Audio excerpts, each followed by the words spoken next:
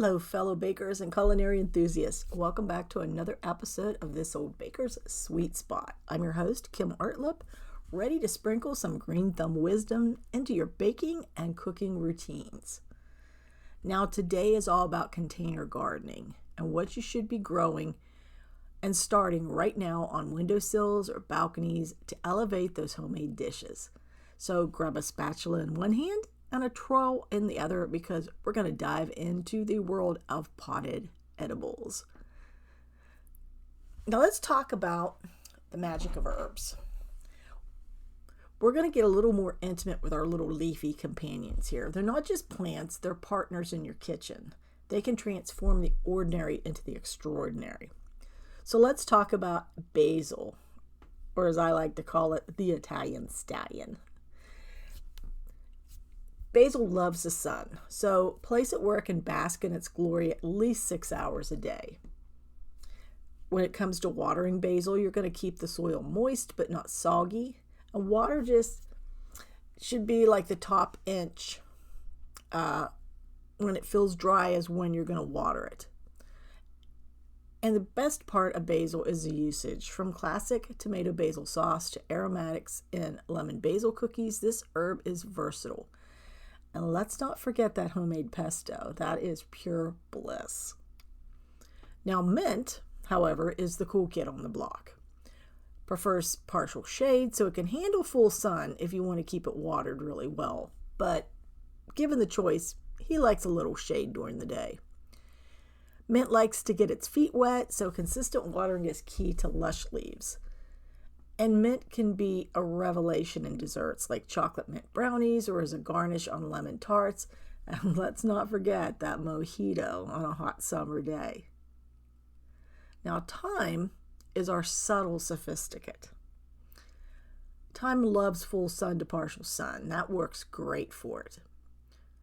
You're going to let the soil dry out between watering. It's kind of drought resistant, so it doesn't like too much moisture, unlike some of these others that love to keep moist.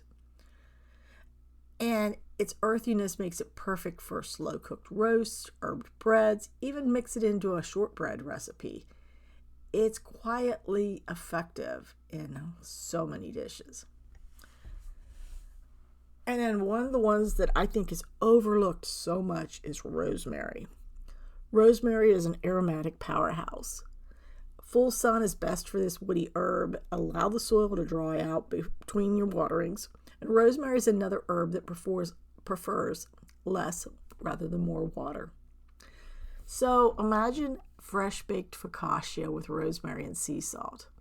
Or infuse your sugar with a little unique twist in cakes and cookies. Rosemary's robust flavor stands out beautifully in your savory and your sweet alike. So growing these containers herbs is going to give you a slice of garden right in your kitchen. They're not only convenient, but they're super rewarding. And you're going to notice the difference immediately when you snip fresh herbs right into your mixing bowl. The aroma, the flavor, the color, they're going to become more vivid and more alive. So if you've never tried fresh herbs, you are in for such a treat. So let's nurture these potted treasures with a little care. They're going to transform your culinary creations with their magical essence. So keep growing, keep cooking, and let those flavors bloom. So let's dive in a little bit more. Let's talk about sugary and spicy, the sweet and the heat. There's a sweet and spicy side of container gardening. These are not just for snacking. They're key ingredients that can turn your baking and your cooking into a fiery affair or a sweet sensation. Strawberries. Those fantastic hanging baskets or deep pots with really good drainage are fantastic for strawberries, and they love the sun. So 8 hours of direct sunlight, they are going to eat it up. Keep the soil moist, don't overwater it, and right off the vine, strawberries are a baker's dream. You can slice them on cakes, you can mash them into fillings, you can cook them down into jam. So think about it, a strawberry shortcake with berries that you've just walked to the window or the patio and picked fresh, still warm from the sun. Now that is pure joy. And chili peppers. I love chili peppers. They are the spice of life. Small to medium pots work great as long as they have good drainage, and you're going to give them full sun. So find a nice sunny spot where they can just sit all day and suck up that sunshine. Water when the top inch of soil is dry, but they don't want to be wet. Don't get them soggy. And you can bake with chili peppers, and you may not realize this, but put a little heat into your chocolate ganache or dice them into cornbread for an unexpected kick, and they're fantastic in cornbread, let me tell you. They're great in savory dishes. They give depth and excitement. They're just a fantastic addition to any dish. So growing strawberries and chili peppers in containers is a great way to add fresh taste to your culinary creations. And just think, strawberries are going to give you a natural burst of sweetness that only comes from a perfectly sun-kissed fruit. And with chili peppers, you control the spice, but a little warmth to a blazing inferno depends on how brave you're feeling that day. So whether you're drizzling strawberry glaze on a lemon pound cake or you're sprinkling diced chilies onto chocolate truffles, these sugar and spice delights are going to ensure your dishes have that special homemade touch. So, happy planning, happy baking. So let's talk about roots and shoots.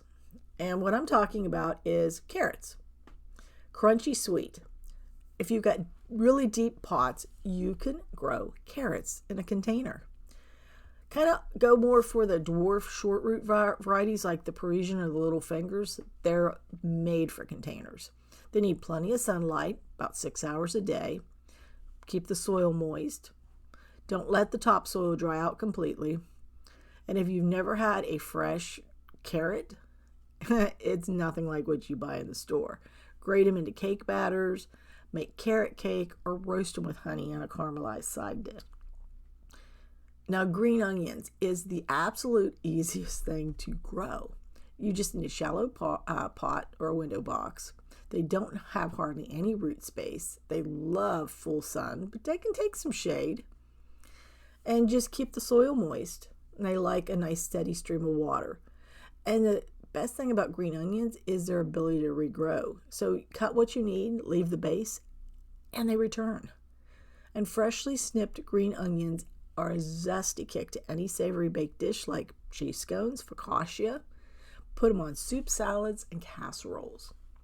So root vegetables, shoots are incredibly rewarding to grow in a container. They don't need a vast expanse of garden space. A surprisingly huge amount of produce will come out of these. And you can harvest them, and especially with green onions, and regrow.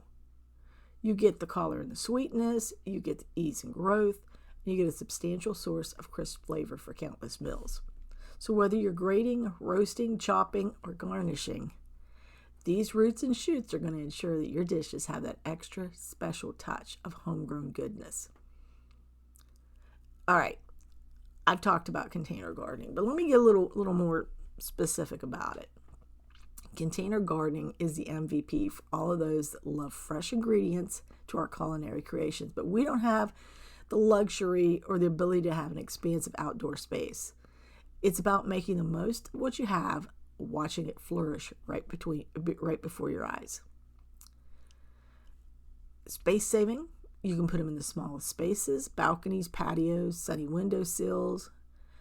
They're mobile. If you have pots, you can move them around to catch the sun, avoid harsh weather, or just redecorate your space.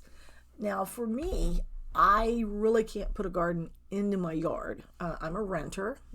And unfortunately, with the lawn crew and the sandy soil and fire ants, mine are actually going to be vertical planters that are going to be along a fencing in my backyard. So I don't have to bend, I don't have to dig. It's all going to be mounted on this fencing. And I'm going to be showing pictures as I build this. It starts next week, actually. We're getting all the measurements and getting everything ready. We've got the seeds, we've got the sprouts started, just waiting for everything to be ready to be transplanted. Now, I like the fact that I can control my environment.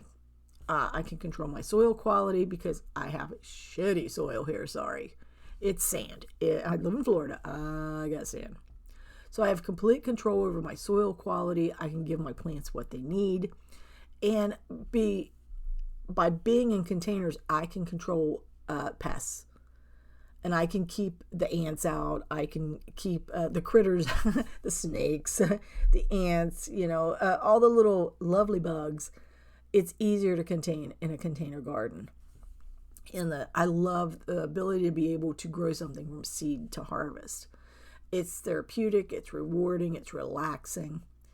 And that taste of freshly picked herbs and fruits and vegetables is incomparable. And you're going to notice the taste right away from buying something that's been harvested and in a store. Totally different taste. And you can try different plant varieties and growing techniques. I mean, it's a learning experience. Start with one pot, grow your garden as you become more confident. I can talk this morning. There's always room for one more plant. Remember, container gardening isn't about saving space. It's about creating an oasis of taste and tranquility in your home. Whether you're sprinkling basil on a pizza, you're garnishing a cake with strawberries, or you're adding homegrown carrots to your muffins, the difference is going to be palatable. So embrace the pots, the soil, the seeds, and the water. Watch as life sprouts from your fingertips and bring with it the purest flavors nature can offer. No matter the size of your living space, there's always room for growth, both in your garden and in your culinary repertoire. So happy gardening, even happier cooking. So until our next savory sweet adventure, keep kneading, keep waiting. May your ovens be warm, your plants evergreen.